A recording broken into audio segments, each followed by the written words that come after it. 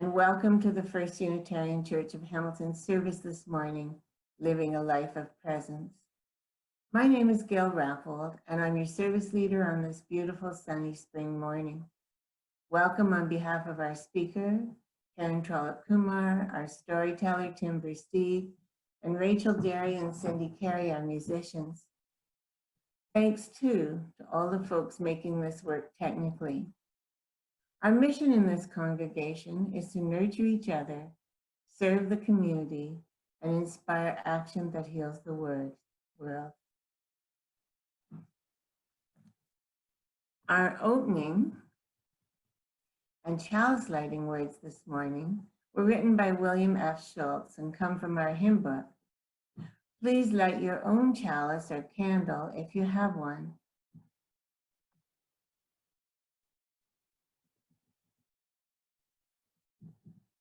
Come into this place of peace and let its silence heal your spirit. Come into this place of memory and let its history warm your soul. Come into this place of prophecy and power and let its vision change your heart. Please join me in our unison chalice lighting words. May this flame be our light of friendship and love. Let's now join Rachel in hymn number 86, Blessed Spirit of My Life.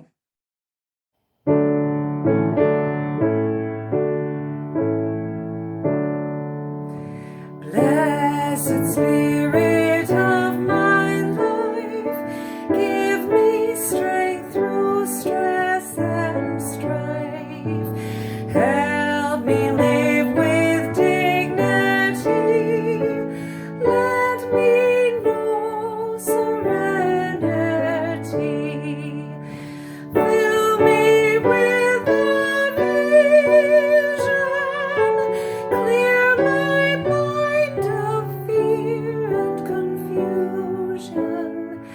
When my thoughts flow restlessly, let peace find a home in me.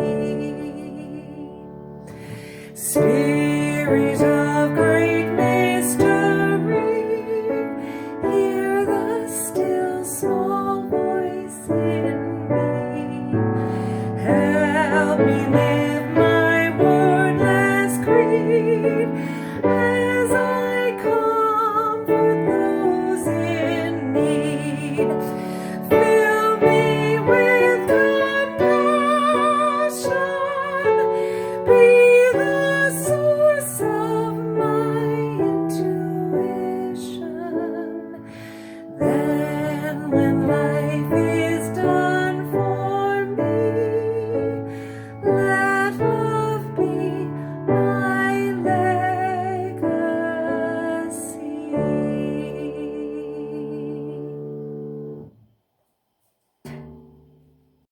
Good morning. Our story for all ages comes from the UU World magazine family pages from fall of 2011. Now, it might seem like a Christmas story, but you'll see that it's got a meaning for all of us for all year long, and especially in these current times. And it's called A Riddle for Ralph Waldo Emerson, Give Love, by Denise Tracy. "What do you want for Christmas?" the father asked his daughter. Ellen wrinkled her nose and scrunched her eyes and thought, "Daddy, I have to think. I want this year to be a special year, a year to remember." "All right, you think and let me know." Each day, her father asked her, "Ellen, do you know what you want for Christmas yet?" And Ellen would shake her head. "No, Father, I'm still thinking." After 4 days, her father said, "Ellen." "Yes, Father, I've decided." "Well, I have a riddle. It will tell you what gift I want for Christmas. The riddle is this: you cannot buy it, for it is worth all the money you have, but only you can give it." "I need to repeat this riddle," Emerson said, "because it will tell me what gift you want for Christmas. I cannot buy it because it is worth all the money I have, but only I can give it. Is that right? Yes, Father. Well, now it is my turn to think about your riddle. I have to find the perfect present in the mystery. Her father paced and pondered. He repeated the riddle over and over. I cannot buy it, but only I can give it. He paced and pondered, and finally he smiled. I know what it is. I know what it is. Now he had to think how to give it. Under the Christmas tree there was no present from her father. Ellen didn't expect one. After the presents were opened, Ellen's father said, "It is now time for Ellen's present from me. Ellen, come and sit with me." So Ellen climbed into the armchair and sat on her father's lap. My present to you is very special. I hope it is what you wanted, for it is not a book, or a toy, or clothes. But instead, it is a present that is for all seasons, and for each day. This year, your Christmas present for me is that we will spend time together every week, just the two of us. For you are my very special daughter, and I love you dearly. Ellen hugged her father. Oh, Daddy, I knew you would figure out the riddle. Her father said, it took me a long time to figure out the answer, but when I did, I knew what gift you wanted. The answer was simple. Give yourself. Oh, Father, I wanted a gift to make this year special. Time together with you will make this year the very best year of my life. Ellen looked into her father's eyes. Why, Father, you're crying. Yes, you teach me more than any book I've ever read or written. By giving you time, I will gain more than I give. And in his essay on giving, Ralph Waldo Emerson wrote, give yourself. For he had learned the gift of giving from his daughter, Ellen Tucker Emerson. That's the end of our story. I light one last candle for those joys and sorrows which remain in our hearts for now. And now, please make yourself comfortable and prepare for our meditations in words, silence, and music. What does it mean to be present? May I be present in my body. May I be aware of sound and sight, taste and touch. May the perfume of spring flowers feed my soul. May all that I do be gentle. May I be present in my soul. May I be aware of my deepest yearnings and my life's purpose. May I remain conscious of synchronicity. May all my knowings come from my higher self. May I be present in my mind. May I make decisions with discernment, directness, and humility. May I remain open to others' opinions and ideas. May my thoughts come from a place of curiosity. May I be present in my heart. May I experience empathy, acceptance, and connection. May I remain kind to myself in all ways. May all my relationships be built on compassion. So may it be. Good morning. Today's chant is number 1013. It's called Open My Heart. Once again, I leave space in between each line for us to take a breath. Please sing along.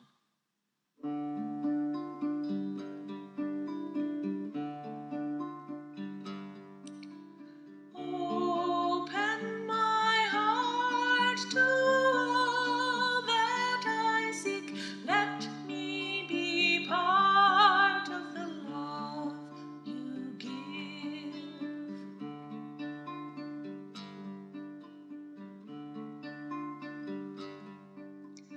Open my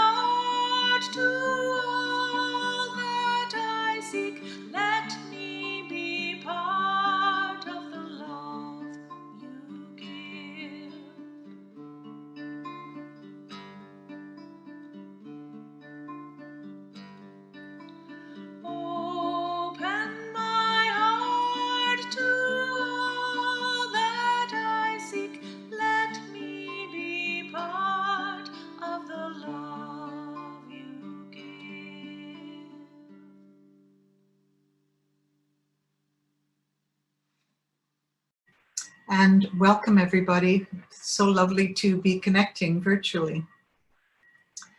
The talk today is called Living a Life of Presence. Thoreau once wrote, "You must live in the present, launch yourself on every wave, find your eternity in each moment." I love this imagery, launch yourself on every wave, find your eternity in every moment. His timeless words echo the wisdom of so many sages, poets, and philosophers throughout the ages and across religious traditions. Those words call us to a deeper awareness of the present moment, that most precious gift of life. Living a life of presence, a deceptively simple concept, but extraordinarily difficult to put into practice. First of all, the mad whirl of daily life in the 21st century is a major impediment to living a life of presence. We're so busy filling our days with activity, earning money, spending that money, accumulating possessions, getting rid of possessions. We've all been on those hamster wheels. And then the COVID-19 crisis hit, and all of a sudden, life as we knew it came to a screeching halt. Now, so much of the chaotic activity of daily living is on pause. For many people, this did become an opportunity to slow down and appreciate the small and precious moments of living.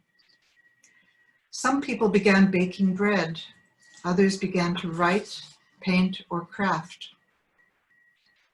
Others began to spend more time with those closest to us, an unexpected invitation into a deeper relationship. But for many people, the COVID-19 pandemic has ushered in a frightening new reality. For those in abusive relationships, for those on the margins of society, for elders in long-term care homes, all these people have been thrust into a terrifying new world. Even for those of us who are privileged and relatively safe, we're struggling to make sense of this chaotic time. How do we live a life of presence when the present seems so frightening? Let me tell you a story about Toni Morrison, the American poet and author, describing a time of chaos in her own life. It was just after the presidential election in 2004, when George W. Bush was re-elected. She was in a very dark mood, feeling helpless. When a friend asked her how she was doing, she blurted out, "Not only am I depressed, I can't seem to work or write. It's as though I'm paralyzed. It's because of the election." She was about to explain in further detail when her friend interrupted and shouted, "No, no, this is precisely the time when artists go to work, not when everything's fine, but in times of dread. That's our job." For the rest of the morning, she thought about the artists who've done their work in gulags, prison cells, hospital beds, did their work while hounded, exiled, reviled. She then sat down and wrote the following words. "A time of chaos is precisely the time when artists must go to work. There's no time for despair, no time for self-pity, no room for fear. We speak, we write, we do language. This is how civilizations heal. I know the world is bruised and bleeding, and though it's important not to ignore its pain, it's also critical to refuse to succumb to that pain. Like failure, chaos contains information that can lead to knowledge, even wisdom." Think about Toni Morrison's words, "Artists go to work in times of dread." We may not see ourselves as artists, yet indeed we are. We are the artists and creators of our own lives. The world is changing rapidly. both for better and for worse. And we must discern how we can be part of a positive change. And in this time of chaos, we have a special opportunity to practice living a life of presence. Can we learn to savor those tiny moments of beauty that are present even in the darkest of days? The smell of rain, the sound of a child's laughter, the taste of a cup of coffee, the touch of a loved one. Can we pause and enter into those experiences deeply, allowing their beauty to soothe our spirits? To wake up to the present moment. This theme is explored by sages and philosophers the world over. In the Christian tradition, contemplative prayer was a spiritual practice designed to bring awareness to the present moment. Saint Teresa of Avila spoke of contemplative prayer as the practice of stilling one's mind and heart in order to perceive the presence of God. Hindu sages speak of waking up fully to the beauty of the present moment and perceiving the oneness of all creation. To wake up requires attention, and Eastern traditions offer various types of meditation practice as a way to develop that state of attentiveness. One form of meditation is the practice of mindfulness, which has its roots in the Buddhist tradition. When we practice mindfulness, we're not trying to control our minds, but rather we're observing our inner state without judgment, developing a witnessing consciousness. This can lead to a deep state of peace and acceptance. None of this is easy, of course. Living a life of presence is fraught with difficulty. And I wonder if this is partly due to our neurobiology. We humans have a highly developed neocortex, that part of the brain responsible for complex cognitive processing, including memory, imagination, and language. Such remarkable abilities. Yet perhaps this brain of ours also hinders us from being fully present in the moment. Mentally, we often find ourselves mired in regrets about the past or trapped in worries about the future. I was pondering this question a few days ago when I was taking a walk in Gage Park with my daughter and her dog, Timmy. Timmy was rescued off the streets of Bahrain after being run over by a car. He survived, just barely, but one foreleg had to be amputated. After he recovered, he was placed in a shelter to await adoption. He spent many months in a small cage in that shelter before finally being rescued by a Canadian animal welfare agency. My daughter and her husband adopted him 18 months ago, and he's become a beloved family member. In his short life, he's experienced unimaginable trauma.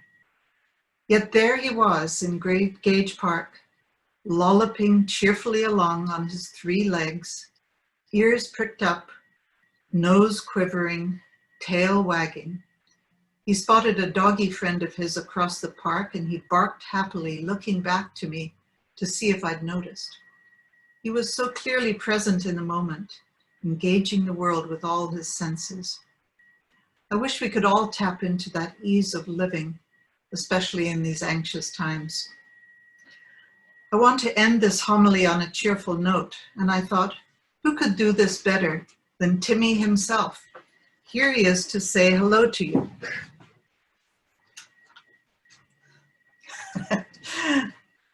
You can see he's waving to you with his one 4-leg paw.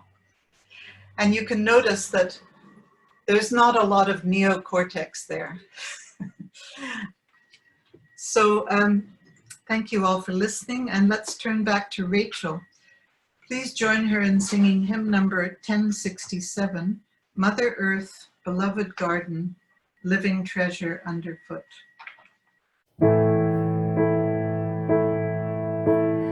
Mother Earth, beloved garden, living treasure underfoot.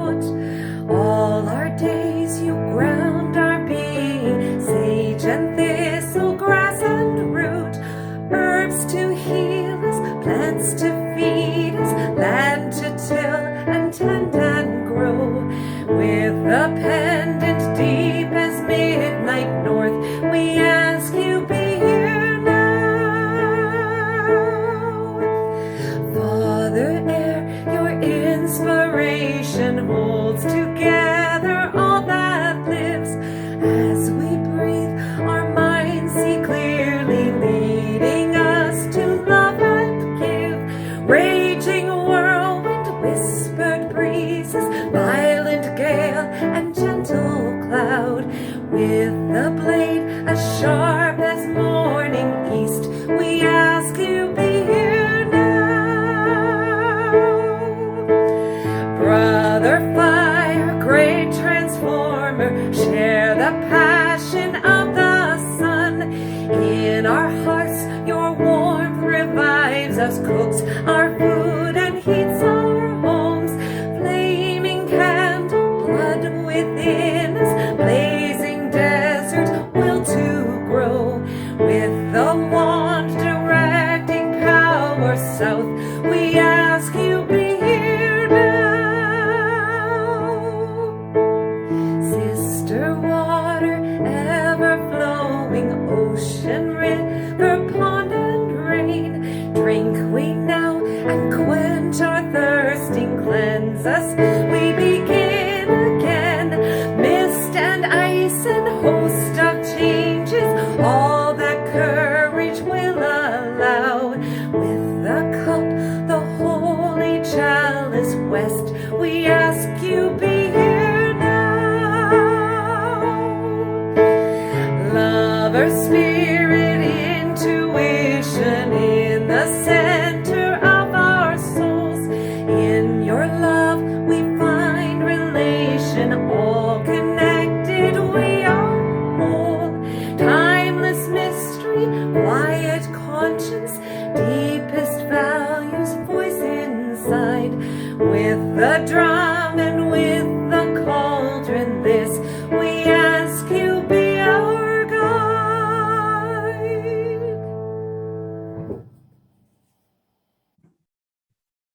The spiritual support and work of the church is still happening. Please log into the website and click on news to see the links to Zoom messages, including the Wednesday chats with Reverend Victoria and the Friday family events with Tim. All meetings with links are listed as well. There is a lot of learning and interest for all of us. Also, make sure you have signed up for the e-news to have access to outside the walls activities and community events that happen during the week. On the website, click on news, scroll down to subscribe to e-announcements, fill out the form, and you'll be totally engaged. And it's not too soon to get your tickets to the June 20th 6-minute memoir, which will be a Zoom event, Coming Home, Leaving Home with Ann Boatma. Our benediction and the postlude will happen after the extinguishing of the chalice, I Choose Love by Rachel, Cindy, and several of our musicians. For those of you who wish to stay after the postlude, you'll be assigned to a chat room where you will chat with folks for about 20 minutes.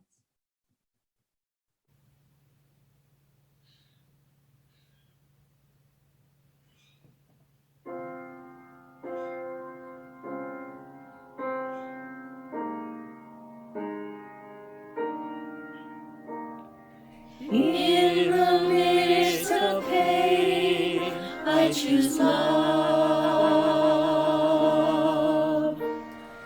In the midst of pain, I choose love. In the midst of pain, sorrow falling down like rain, I await the sun again. I choose love. I choose love.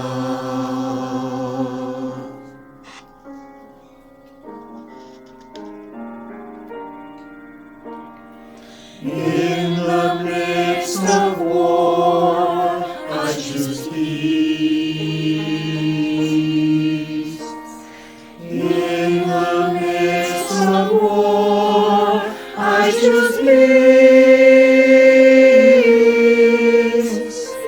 In the midst of war, hate and anger deeply sore, I will seek the good once more. I choose peace. I choose peace.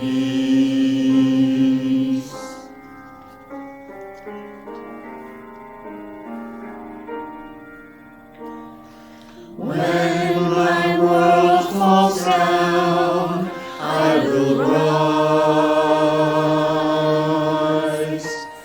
When my world falls down, I will rise. When my world falls down, explanations can't be found. I will climb to holy ground. I will rise. I will rise.